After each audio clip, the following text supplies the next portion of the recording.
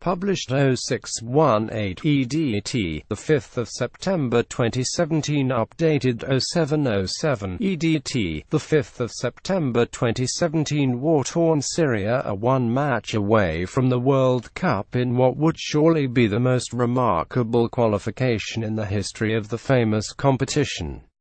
The Middle East nation, 7 long years into a bloody and brutal civil war, must play their home fixtures 5,000 miles away in Malaysia, while several players have rejected the chance to represent the country as long as the team remains funded by President Bashar alAssad. Yet head coach Ayman Hakeem and his squad could be planning a trip to Russia next year to mix it with the globe's best. Syria's players celebrate a goal in the World Cup qualifying game against China in June. Ayman Hakeem, the Syria head coach, is looking to guide his side to the World Cup finals. Football is popular within Wartorn Syria, but some cannot support the national side. Their equation is pretty simple for Syria, who beat Qatar 31 last week to set up a dramatic finale in Group A of Asian qualifying. They must beat Iran in Tehran to guarantee third place under playoff against the third-placed team in Group B, but should South Korea slip up in Uzbekistan, the prize could be even greater.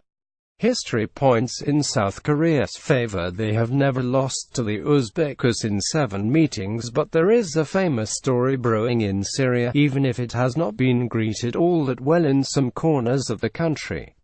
Many see the team as direct representation of Assad's reign, which has overseen the death of more than 400,000 people and displacement of half the population, and struggled to back them as a result.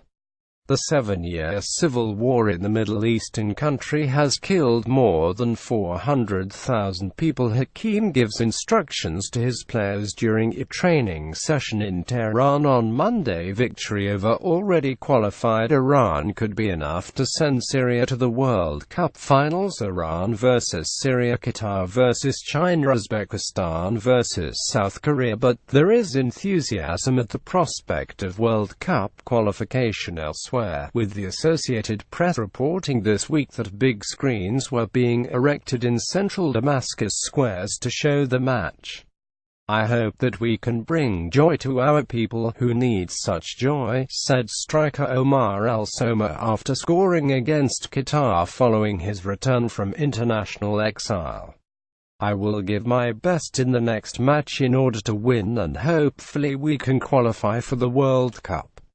Our war-torn country needs that." Should they end up in third spot, Syria will face either Saudi Arabia or Australia, depending on events on the final day of qualifying. In Group B, Japan have already topped the standings to reach the 6th World Cup in a row. The team are unable to play home games in Syria, and some players refuse to be selected.